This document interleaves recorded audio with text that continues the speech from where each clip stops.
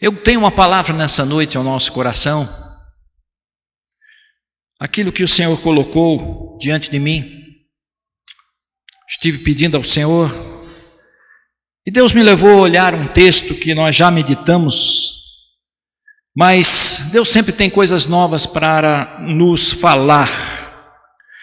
O texto se encontra em 1 Timóteo, capítulo 1, verso 18. Esse é o dever de que te encarrego, ó filho Timóteo, segundo as profecias que antecipadamente foste objeto, combate firmado nelas o bom combate, mantendo a fé e a boa consciência, porque alguns, tendo rejeitado a boa consciência, vieram a naufragar na fé. E dentre estes se contam Himeneu e Alexandre, os quais entreguei a Satanás, para que sejam castigados, a fim de não mais blasfemarem. Amém? Até aqui somente, que Deus abençoe a sua palavra nessa noite. Eu gostaria de estar meditando com você nessa noite sobre esse tema, evitando o naufrágio na fé. Amém? Baixe sua fronte nesse momento. Paizinho querido, nessa noite, Senhor, nós nos colocamos diante deste altar, Senhor. Já te adoramos e já te exaltamos nesta casa de oração. Agora, Senhor, que o teu Espírito Santo tenha liberdade de estar aqui, Senhor, ministrando aos nossos corações. Senhor, que nessa noite tenha terra boa no nosso meio, Senhor. Que a tua palavra, Senhor, seja semeada, Senhor, no coração de cada um de nós. E que possa, Senhor, não somente ser semeada, mas crescer, Pai. Que possa, Senhor, abundar, Senhor, dar frutos para a honra e para a glória do Senhor, Pai. Fala conosco, Senhor, neste lugar. Então somente entregamos nas tuas mãos, te louvamos e te agradecemos por tudo, no nome poderoso de Jesus. Amém. Glória a Deus por isso. Glória a Deus. Irmãos, esses dias eu estava meditando e de repente me veio à mente esse texto que Paulo, ele entrega ao seu filho na fé, Timóteo. E me veio na mente também quando ele diz a respeito do naufrágio, Paulo usando essa linguagem, não é? De marinheiros, essa linguagem marítima, me veio à mente a figura do naufrágio do Titanic. Com certeza você já ouviu ou já leu a respeito do naufrágio do Titanic. Para quem não viu e não sabe, o Titanic afundou em 1912. Foi construído com a maior navegação da época, o maior navio do mundo, com extremas coisas boas lá dentro. Um navio que saiu na primeira viagem com mais de 2.200 pessoas em 1912. Saiu da Inglaterra em direção a Nova York e saíram com aquela expectativa, com aquela pompa de que seria algo extraordinário. Nunca foi gasto tanto dinheiro para construir uma embarcação. As pessoas diziam, os engenheiros que construíram aquele barco, diziam assim: esse navio não afunda. Alguns até chegaram a dizer assim, como uma lenda, alguns disseram, nem Deus afunda esse navio. Tal era a estrutura, tal era as pompas que eles realizaram e construíram o Titanic. Mas na sua primeira viagem, com toda a segurança, com todas as coisas melhores que existiam na época. Esse navio, ele acaba indo de encontro ao iceberg, e ali ele trinca boa parte da estrutura, não consegue escapar e acaba afundando. A história nos diz que 1.500 pessoas morreram naquele dia, 700 conseguiram sobreviver. O Titanic é mais uma história a respeito daquilo que muitas vezes o homem faz, levanta e começa a se gloriar. O que me chama a atenção é que Paulo, nesse momento, ele começa a olhar para essa linguagem. Paulo começa a enxergar este momento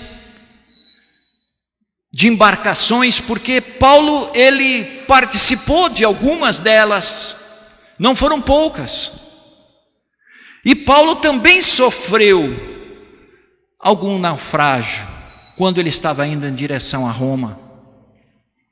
E ele veio parar numa ilha. Paulo sabia o que ele estava falando.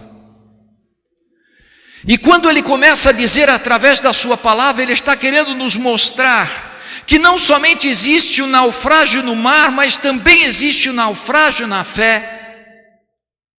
Nós também podemos naufragar na nossa fé, na nossa caminhada cristã, porque nós enfrentamos os ventos contrários, igreja. Nós enfrentamos os momentos difíceis da nossa vida, e é muito importante nós aprendermos como nós podemos vencer quando essas situações acontecem, quando a realidade nossa começa a se materializar e nós não vemos saídas diante dos problemas em que enfrentamos. Muitas vezes, muita gente acaba se naufragando na fé porque não soube enfrentar os ventos contrários, as tempestades da vida. Olhando para esse texto, eu comecei a enxergar algumas coisas importantes para nós que estamos nessa caminhada cristã. Como nós podemos evitar esse naufrágio, como nós podemos passar por cima desses momentos, como nós podemos chegar adiante, não olhando para as tempestades, não olhando para os ventos, mas caminhando em direção ao nosso alvo que Cristo preparou para mim e para você. Porque o Pai espera que eu e você consigamos vencer.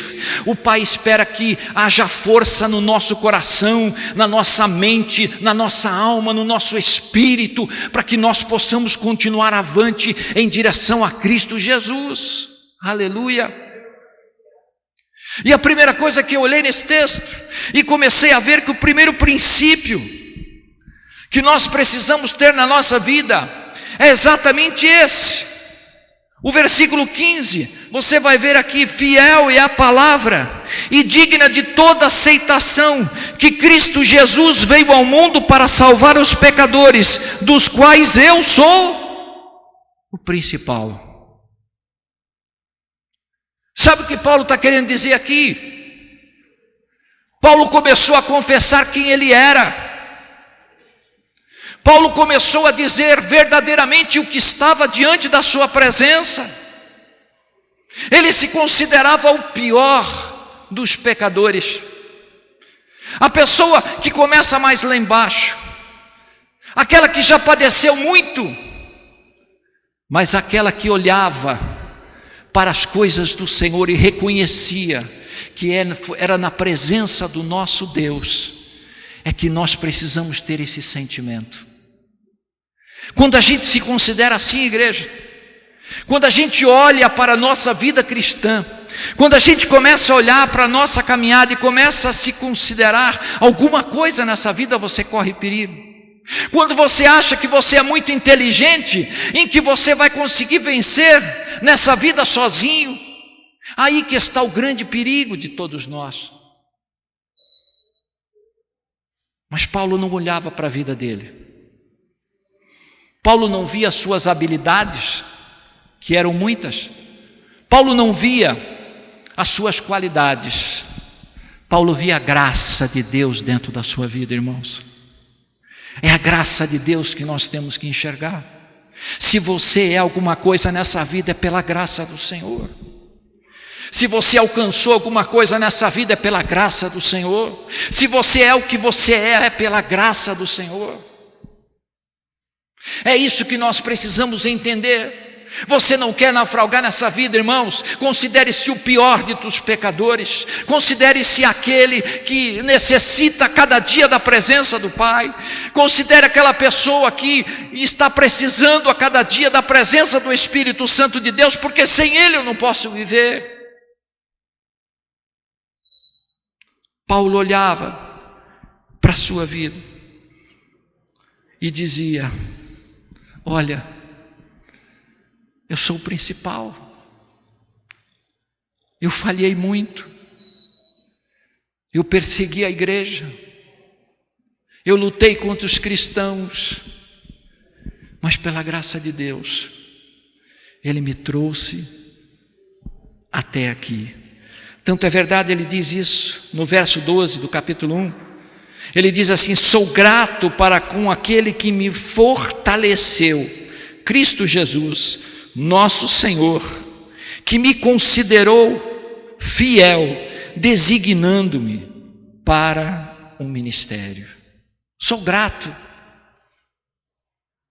Quando a gente tem esse sentimento de gratidão, igreja, no nosso coração, a coisa é diferente.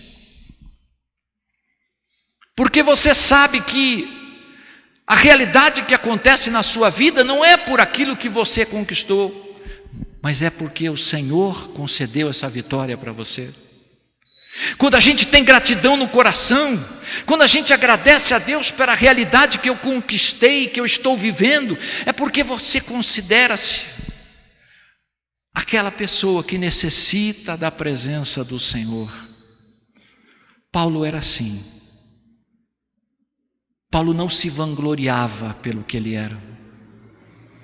Paulo não se exaltava, irmãos, pela figura do homem que era usado pelo Senhor, pelo chamado que ele tinha.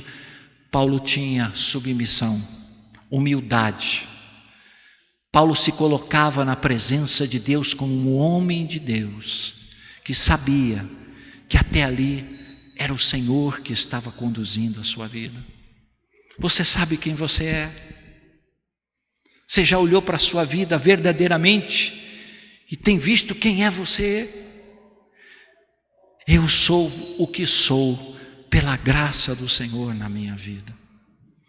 O problema, irmãos, é que nós e muita gente começa a olhar para a sua vida e começa a achar que você pode chegar a uma realidade muito diferente daquilo que Deus não quer para você.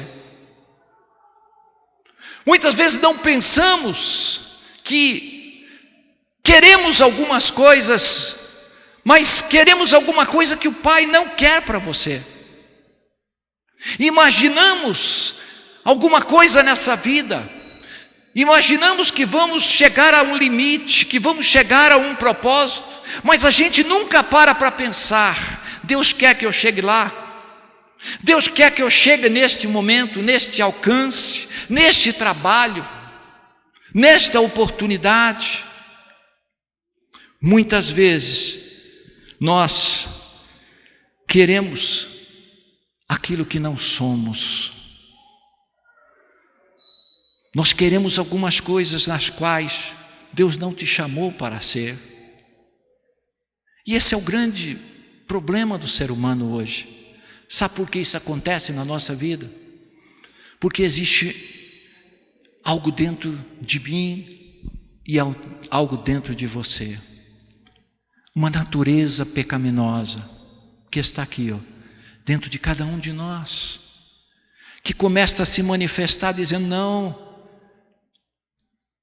vai lá, você consegue, você vai tomar posse.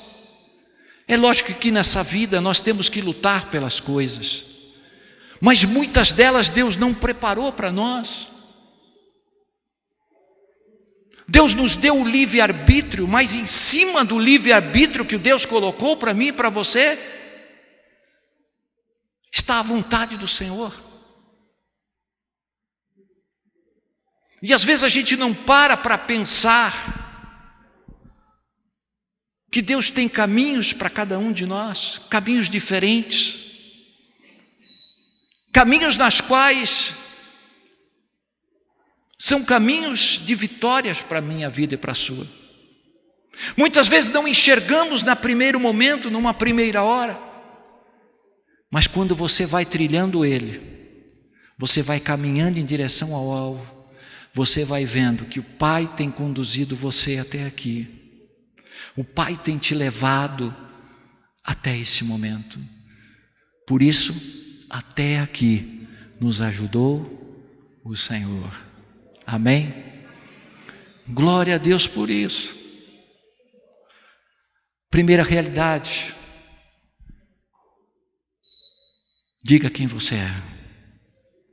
Você não quer ser mais um náufrago nessa vida? Diga quem você é. O Pai te conhece. O Pai sabe exatamente aquilo que você é.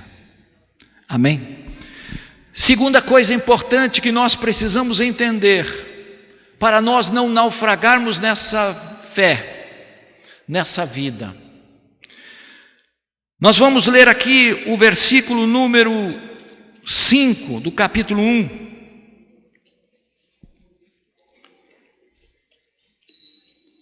A palavra de Deus nos diz assim: ora, o intuito da presente admoestação visa ao amor, que procede do coração puro, de uma consciência boa e de uma fé sem hipocrisia. Ou seja, Paulo está dizendo que o amor procede de o quê? Procede de um coração puro, de uma consciência boa e de uma fé sem hipocrisia. Paulo está dizendo uma realidade que nós precisamos identificar na nossa vida. A realidade, irmãos, que nós precisamos identificar é exatamente essa. Nós não podemos viver sem o amor de Cristo na nossa vida. E sem o amor de Cristo na nossa vida, a gente não vai chegar a lugar nenhum. Porque quando ele fala esta palavra, ele está dizendo exatamente que nós somos movidos pelo quê? Nós somos movidos pelo amor. Porque se eu não for movido pelo amor, em determinado momento eu vou me exaltar, em determinado momento eu vou agir diferente.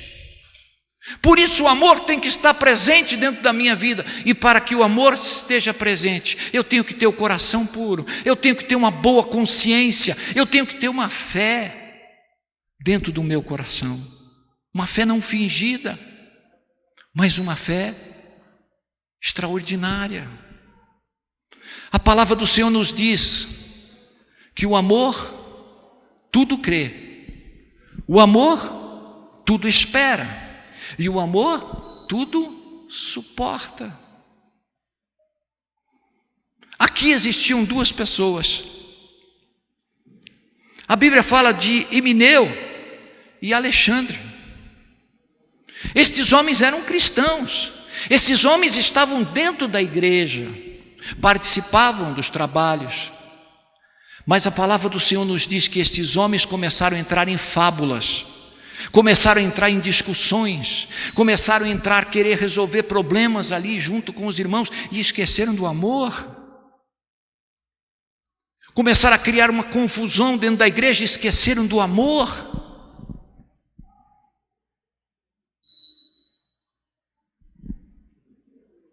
E diz a Bíblia que eles naufragaram na fé, porque não consideraram dentro das suas próprias vidas o amor de Cristo. Existia um personagem na palavra de Deus. Obrigado, varão.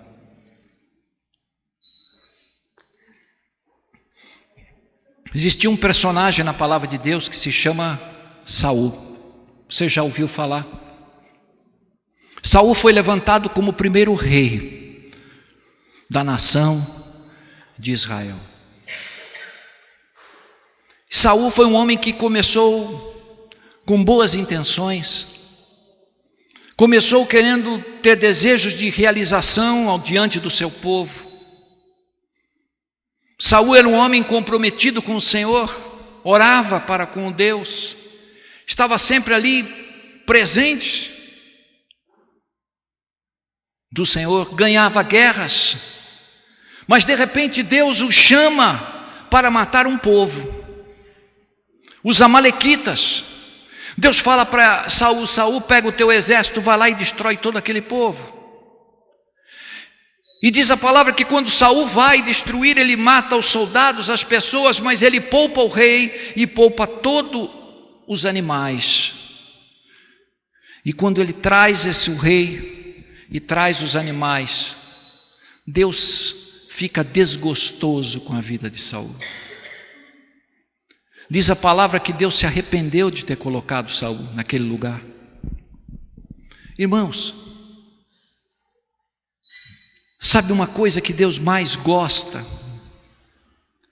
A Bíblia diz que obedecer é melhor do que sacrificar.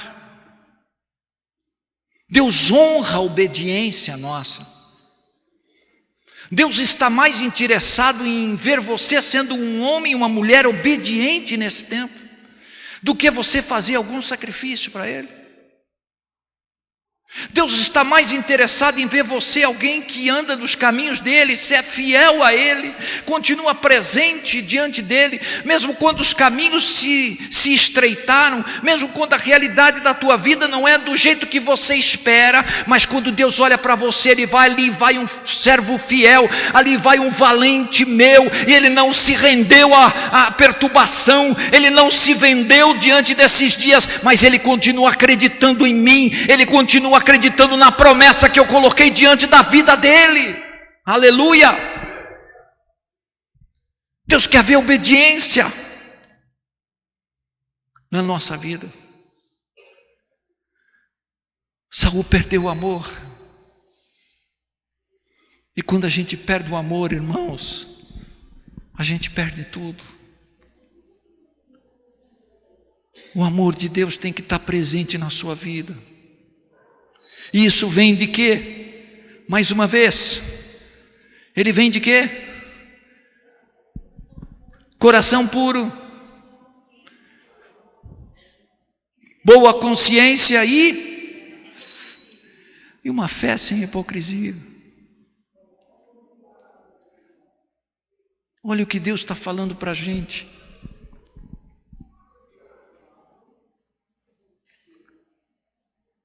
Muitas vezes a gente para na nossa caminhada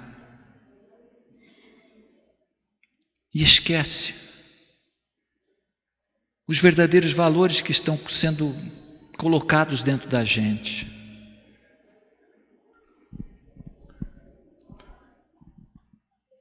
Saul naufragou na fé. Saul não observou aquilo que Deus pediu. Mas teve um outro homem que eu gostaria de destacar para você também. O rei Uzias. O rei Uzias, se você vai começar a história desse homem, você vai ver que esse rei Uzias era um homem que fez coisas extraordinárias no seu reinado. Edificou cidades, tinha um grande exército, tinha um grande mentor espiritual, que era Zacarias. um homem que aconselhava, que estava ali junto, um homem que fez projetos no seu tempo com sabedoria do Pai, um homem que andava com Deus. A Bíblia diz que era um homem reto. Mas, irmãos, chegou num determinado momento que ele achava que podia tudo. Ele achava que ele podia entrar, fazer, realizar. E esse é o grande perigo do ser humano. Parece que quando as coisas vão dando tudo certo na nossa vida, a gente está achando que, não é? É a gente. A gente está achando que não, sou eu. Sou eu, é eu que estou. Eu que sou o cara, eu que sou o bom. E Uzias esqueceu de que Deus estava por trás de tudo na vida dele. Certo dia ele entra para sacrificar no lugar proibido. Ele entra para sacrificar aquilo que só os sacerdotes podiam fazer. E ali os sacerdotes começam a dizer: Uzias, você não pode entrar aqui, Uzias, você não pode ficar aqui, Uzias, sai daqui correndo, Uzias. De repente, quando eles olham para a vida de Uzias, Uzias estava leproso. Aquele homem sai daquele lugar leproso. A sua mulher o abandona, a sua cidade o abandona, o seu reinado olha para ele, vira as costas para ele. Ele vai morar sozinho, ele acaba a sua vida sozinho, ele acaba a sua vida naufragando na fé, porque ele não observou um detalhe muito importante, que existem coisas que você pode fazer, existem coisas que você não pode. Existem certas realidades, irmãos, que Deus nos capacita, Deus mandou você fazer, mas existe algumas coisas que você não é coisa para você realizar.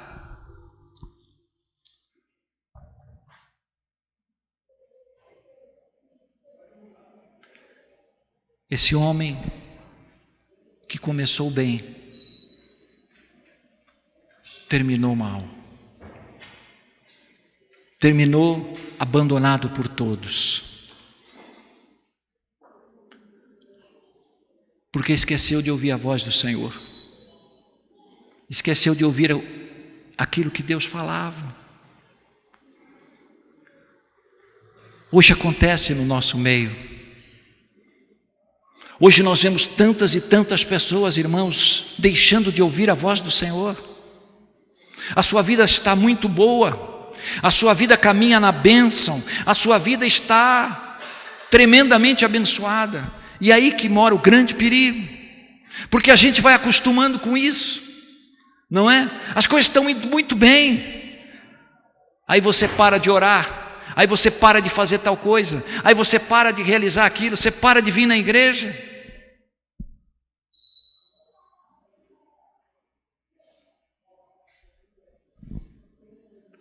Vem o naufrágio e derrubou Uzias.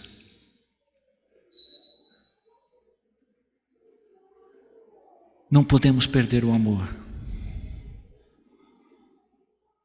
O amor que Cristo colocou dentro de mim e de você.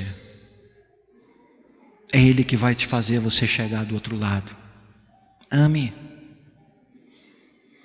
Ame as pessoas que estão diante de você, igreja.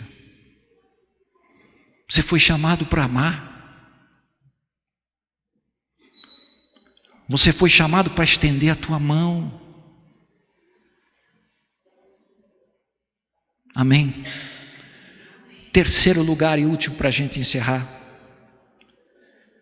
A terceira coisa que pode nos levar a naufragar nessa fé é quando nós não damos atenção para as áreas em risco. Quando nós não damos atenção para algumas áreas em que nós estamos tendo problemas. A terceira realidade nos chama muito a atenção, porque ela te coloca diante daquilo que você está vivendo.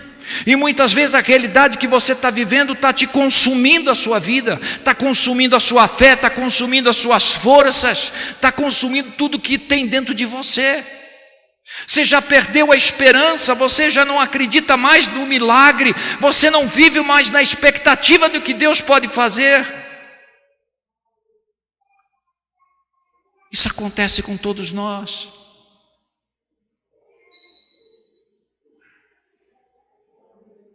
Quando as forças contrárias se levantam diante da gente, a gente acha que vai passar rapidinho, a gente acha que vai vencer. Não, esse probleminha, vou empurrando com a barriga, vou fazendo de qualquer jeito. Não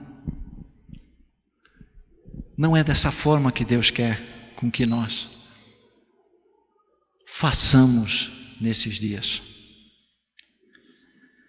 A palavra do Senhor, ela nos diz no verso número 10, quando Paulo escreve a Timóteo, ele diz: segundo as profecias que antecipadamente fostes objeto, combate firmado nelas o bom combate. Paulo está dizendo: olha, irmão, quando esta área da tua vida não está bem, é hora de você começar a colocar o seu joelhinho no chão. É hora de que você começar a pôr às vezes até o seu rosto no chão. É hora de você começar a clamar a esse Deus que está diante da sua presença. Quando alguma coisa não está bem diante da gente, a gente tem que entender que há um Pai diante, acima da nossa vida e da nossa casa. Há alguém acima de tudo na minha fé, há um Pai da fé que está diante de mim, há um Rei dos reis, o Senhor dos senhores que está diante de você. Glória a Deus por isso. Nós precisamos entender que Ele está querendo que você bata a porta, Ele está querendo com que você se achegue à sua presença. O problema nosso é que, para esse probleminha eu vou resolver, eu vou tirar de letra, não é assim? Eu vou fazer isso aqui vai se resolver rapidamente. A gente acredita naquilo que a gente pensa, naquilo que a gente é. Não, esses problemas vão acabar rapidamente na minha vida, mas não é bem assim. Você não está lutando com alguém da tua estatura. Você não está lutando com um ser igual a você, um ser humano, mas você luta com um ser espiritual. E espiritual, você tem que lutar com o espiritual. É espiritual com espiritual. É quando anjos e demônios se levantam contra a sua vida para te derrubar. Você tem que entender que você tem que clamar para que os anjos do Senhor comecem a entrar nessa batalha. Combate o bom combate da fé. Levanta a tua cabeça, saiba que o Senhor tem um grande exército esperando só você chamar, só você interceder por Ele, para que essa batalha não seja perdida diante da sua vida. Aleluia. Combate, Timóteo, levante a tua cabeça, vai em frente diante dessa batalha dessa vida. Acredita.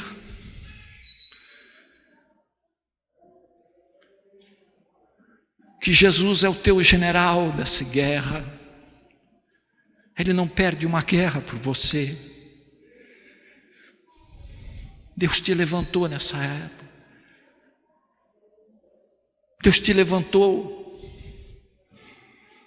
para entender essa verdade. Sabe por que muitas vezes a gente perde a nossa batalha? Porque você está querendo lutar com alguém maior que você.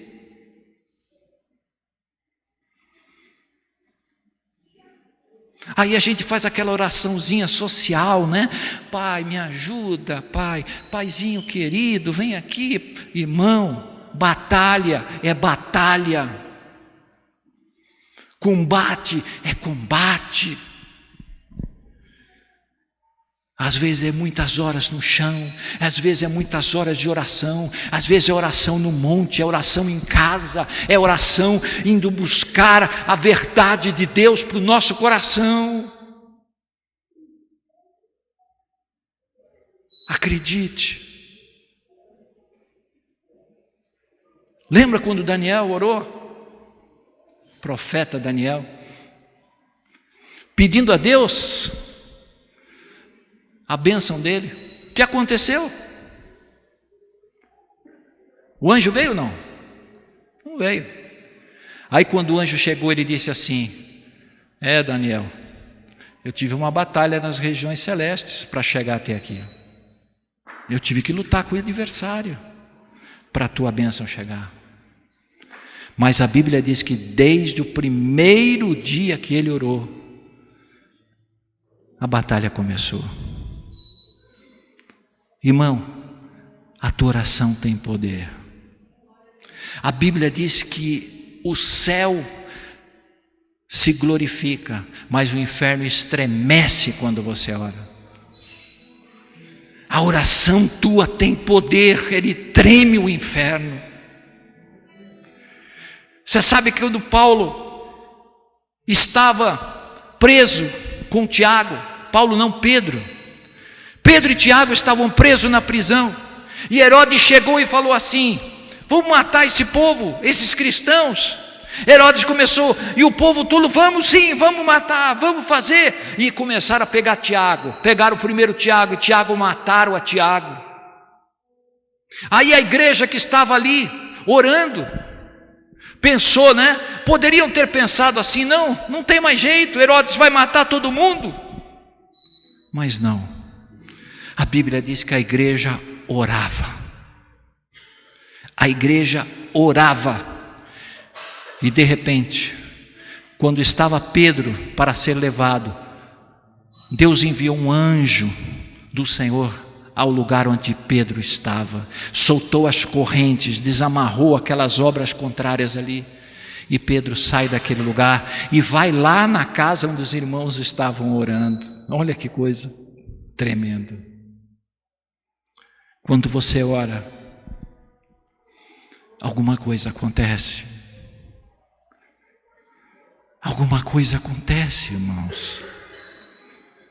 O problema é que a gente ora uma vez, duas vezes, três vezes, Deus não falou nada, Deus não resolveu, então Deus não me ouve. Não é assim. Desde o primeiro dia que você se colocou, Deus já ouviu a tua oração. O tempo de Deus não é o nosso tempo, irmãos. O tempo do Senhor é um tempo diferente do nosso. E é isso que a gente tem que entender, que Deus vai pôr a sua mão no momento certo, na hora dele, Os nossos pensamentos não são os pensamentos de Deus. Então você só precisa confiar. Confia, combate, que você vai passar por cima da tempestade, você vai passar por cima. Quando o teu barquinho estiver passando em momentos difíceis, você vai vencer essa tempestade, porque maior é o que está em nós do que aquele que está no mundo. A tua oração tem poder, igreja. A tua oração vai mover circunstância na nossa vida. A tua oração vai fazer coisa poderosa diante de você. Creia. Jesus disse: qual é aquele que me pede pão e eu dou pedra? Qual é aquele que bate a porta e eu não abro? Jesus está te esperando nessa noite. Jesus está te esperando nessa noite. Aleluia. Eu não sei o que você veio trazer aqui nessa noite. Eu não sei o que está trazendo angústia ao teu coração. Eu não sei o que está diante da tua alma nessa noite. Mas eu sei aquele que por Ele e para Ele são todas as coisas. Ele está aqui nessa noite. Ele disse que estaria no meio de nós quando estivermos 2 ou 3 nesse lugar. Ele está aqui nessa noite, e se você crer, você pode ver coisas maravilhosas dentro da sua vida. Se você crer, você pode ver o milagre do Senhor dentro de sua casa. Aleluia, glória a Deus. Se creres, verás a glória do Senhor, disse Jesus a Maria. Se tu creres, Maria, tu verás a glória do Senhor. Eu quero nessa noite convidar o grupo de louvor a vir aqui. Aleluia.